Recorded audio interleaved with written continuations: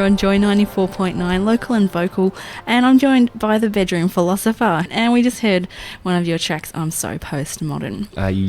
Good karaoke track. I'm waiting for it to hit. So, yeah, people might actually know you from that track. It had a lot of airplay on Triple J recently.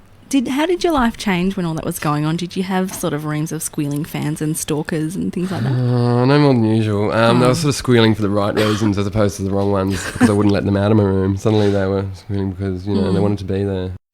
I got the chance to pop over to this guy's house recently because I was curious as to what the bedroom of the Bedroom Philosopher would look like and how the things I found in there might inspire him and his album, In Bed With My Doona.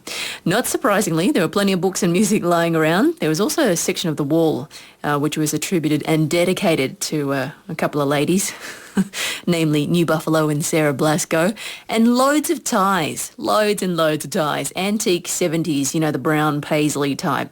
Yes, it was nice getting strange emails. That's always the best part of the job. And people, you sort of vague first-year philosophy students wanting to borrow your lyrics to make some presentation. So even some sort of university academics. The best part about that song was the amount of people that it sort of put out on a really large academic scale because they'd literally come up to me and go, well, I don't reckon that song is. I don't think that's postmodernism. It's a bit like ironic. I think you really know. Yes, and one girl, this is a true story, goes, "You're like the Alanis Morissette ironic of our generation," because none of the lines are really postmodern. And wow, that's gigantic. That's a mammoth insult / compliment. That song made me really angry when it came out because I felt really insulted. But I don't feel that way about your song. It makes me feel happy inside.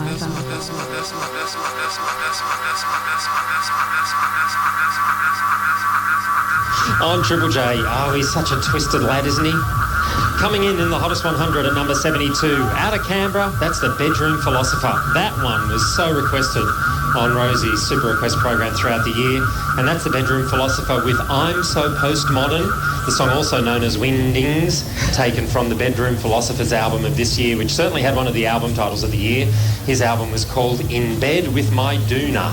Richard, do you think that the people of Australia voted for the Bedroom Philosopher just so they could hear that song and decipher whether they were getting secret messages just for them, that last minute of the song as the record played backwards? I think some of them thought that the number one song was hidden in code in the back announce, because a lot of people think the Bedroom Philosopher can see into the future. It's true. And actually predict what the number one song was going to be. Well, if you are recording, I know a lot of people record the hottest 100s. If you have recorded it, play it backwards and you'll know ahead of us.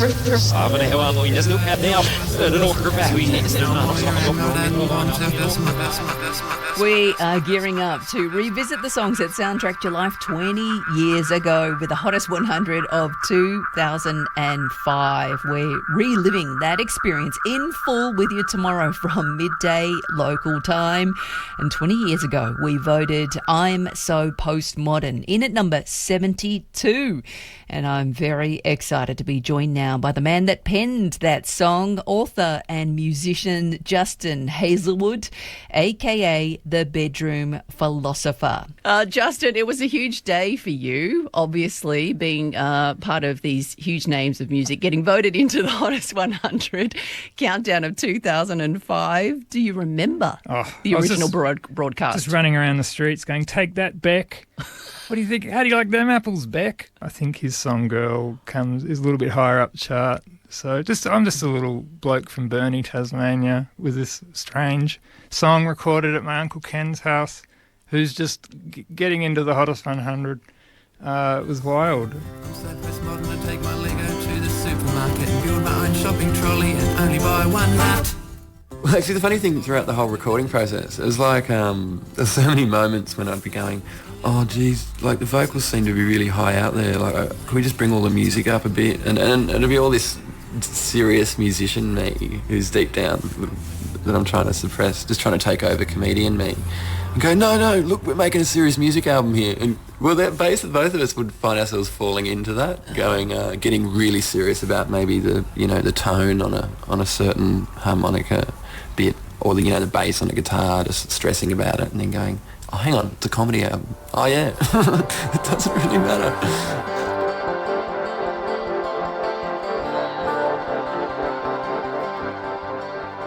What was happening happening for you at the time? You had a Triple J segment on the morning show. I was young. I was in good shape. No, I was in Sydney. That's right. I was writing for a sketch show, Ronnie John's Half Hour. So I was in Sydney making lots of money, but I was really lonely. I remember being by myself in a house when it went to air, and I was sort of glued to my email, and I might have been texting primitively on some Siemens mobile phone. Wow.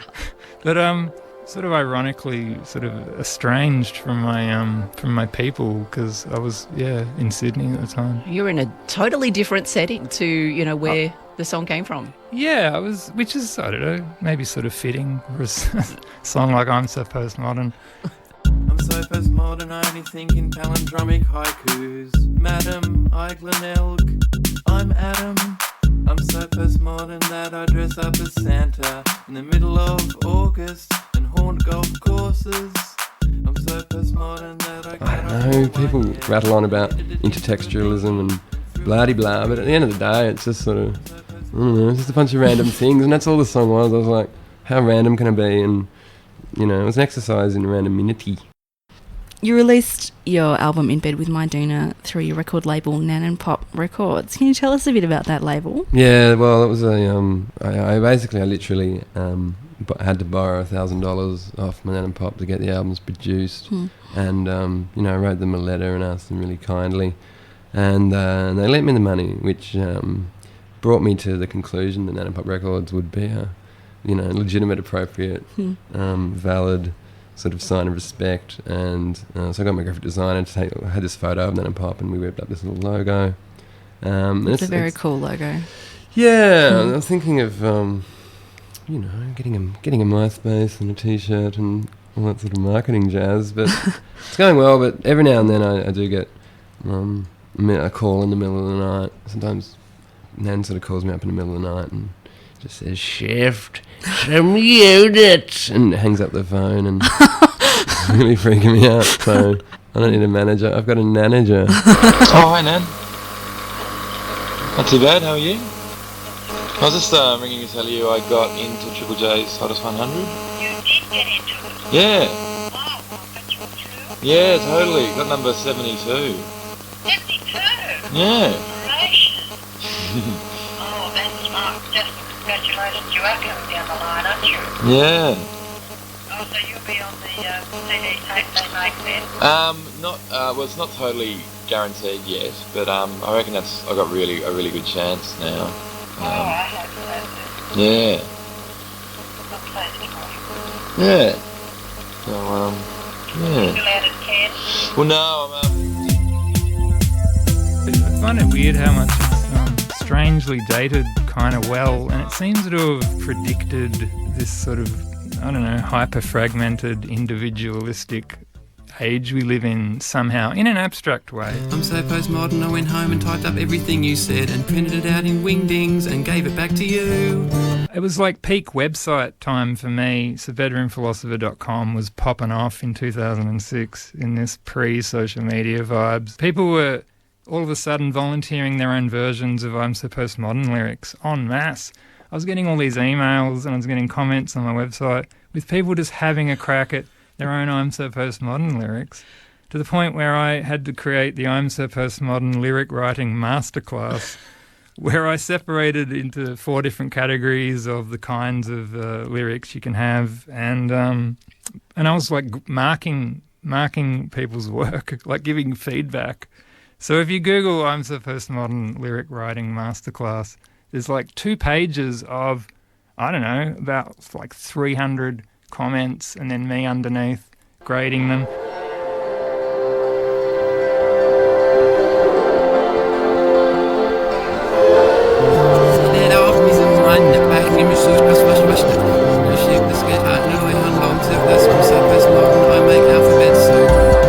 You did it again!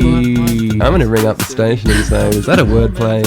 Who's that man? I want him to play it, mate. For example, the Eleanora High School in Queensland wrote and said, "We're Year 12 students with 5 weeks left, and our last task is making T-shirts with our postmodern slogans on them. And here's what we've come up with. I'm so postmodern that my best friend is Charlie the Unicorn, and I don't believe in unicorns. What sort of person would I be? And I'm so postmodern that my egg salad sandwich woke me up one morning while I was in the shower." I'm telling you, I've got 500 more of those. I was going to say you could have extended it out to be like a Don McLean, like American Pie, like 9 or 12 minute, sort of version. Well, you could have I'm so postmodern 2, I'm so postmodern 3, like a Fast and the Furious franchise. I'm so postmodern that I write reviews for funerals and heckle at weddings from inside a suitcase. I'm so postmodern I invite strangers to my house and put on a slideshow of other people's nans. Do you get a lot of requests to play at 21st? I played in a lovely 50-year-old lady's house about 3 weeks ago who saw me play at the Ross House AGM, Ross House being a community organisation. Somehow I got booked to do that. And then she sent me an email saying, "Really liked what you did, you want to play at my birthday?" So I turned up at her house in Richmond to 12 of her family members of mixed ages sitting in a semicircle in a very small lounge room, all on chairs, all looking at me. And I just walked in and they gave me a chair and said, "Right, off you go." Off you go. And I did this 20-minute set. How bizarre.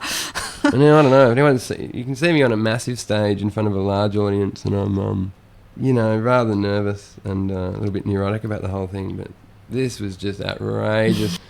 And then the cat came in, and the cat was sitting in front of me, and that was funny. And I said, "Oh, here's my support actor, cat," and I had a laugh, and then I went, and got going. It was all right, but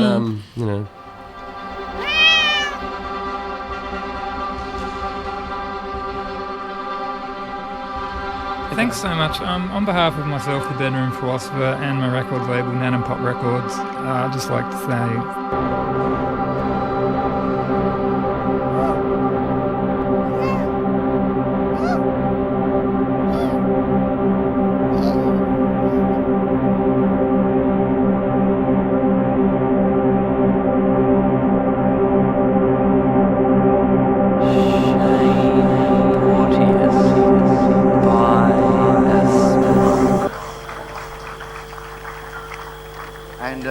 there's no housekeeping to do, so I declare afternoon tea.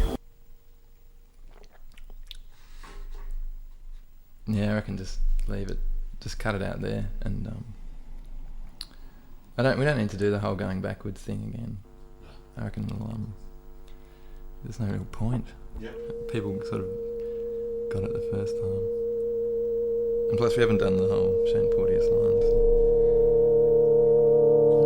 Wow, what's that? Yeah. Still was there, and it's such an issue. I thought. Been in touch with Mum and told her all about it. Yeah, I have, yeah. I was talking to Mum earlier this morning. Oh, she'd been closed then. Yeah, she was. Yeah. So, really happy. Yeah, me too. I really am proud of it. Yeah, thank you. So in a year or so, things could happen to you. Yeah, well, I think I'm really feeling good about this year. Yeah, I think it's been good so. Yeah. Yeah? They're really fairly good. Oh, good. Sometimes you have decisions to make, but you make the right one or not. Yeah. Okay Excellent. then, mate. Yeah. Thanks for ringing and letting us know. I'll feel bad how often you're. Yep. Oh, is he there, is he? Yeah. Alright, yeah, let him know, and and I'll talk to you soon, and Okay. have a good day. I will. Okay. Alrighty, Nan, love you. Love you. Bye-bye. Okay, bye.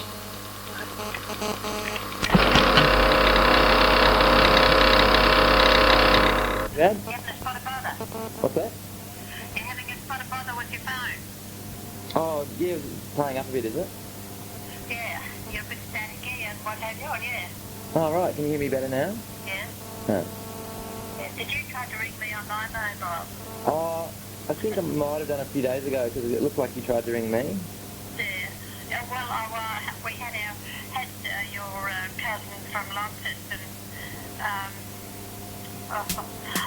young John Best, and I said, I'd look as though I've had a call from Justin, but I said I heard the phone ring, and he noticed that I turned the phone off. He never turned your phone off.